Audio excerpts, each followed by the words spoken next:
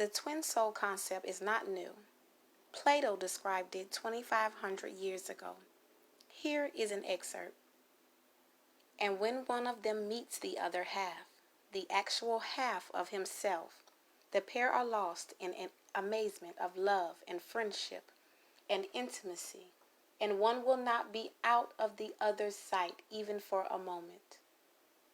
If Hephaestus, son of Zeus, were to ask the pair, "Do you desire to be wholly one, always day and night, to be in one another's company? For if this is what you desire, I am ready to melt you into one and let you grow together, so that being two, you shall become one. And after your death, in the world beyond you, will still be one departed soul instead of two. I ask whether this is what you lovingly desire." And there is not a man or woman of them who, when they heard the proposal, would not acknowledge that this melting into one another, this becoming one instead of two, was the very expression of their ancient need. And the reason is that human nature was originally one, and we were a whole, and the desire and pursuit of the whole is called love. It seems that when each of us separated into male and female halves long ago, the soul knew, and still knows, that the rejoicing of its incomplete self would inevitably take place. It was part of the divine plan. After that agonizing and painful division occurred, a deep-seated yearning for oneness began to linger within each of us, and the desire for reunion and completeness has endured over the ages.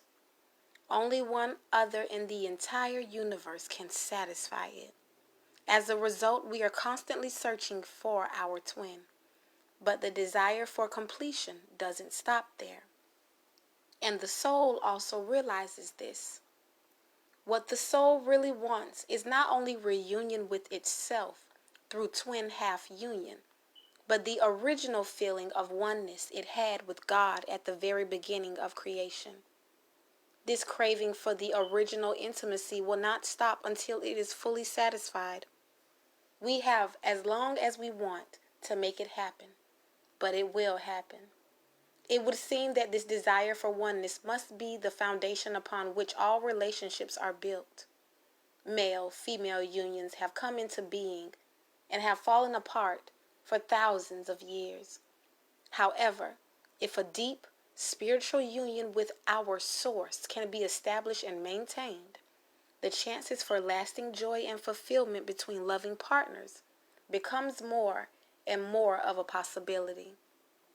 It also makes more sense that our relationships should be based upon spiritual principles rather than man-made religious dogmas, which can bring so much fear and guilt into people's lives.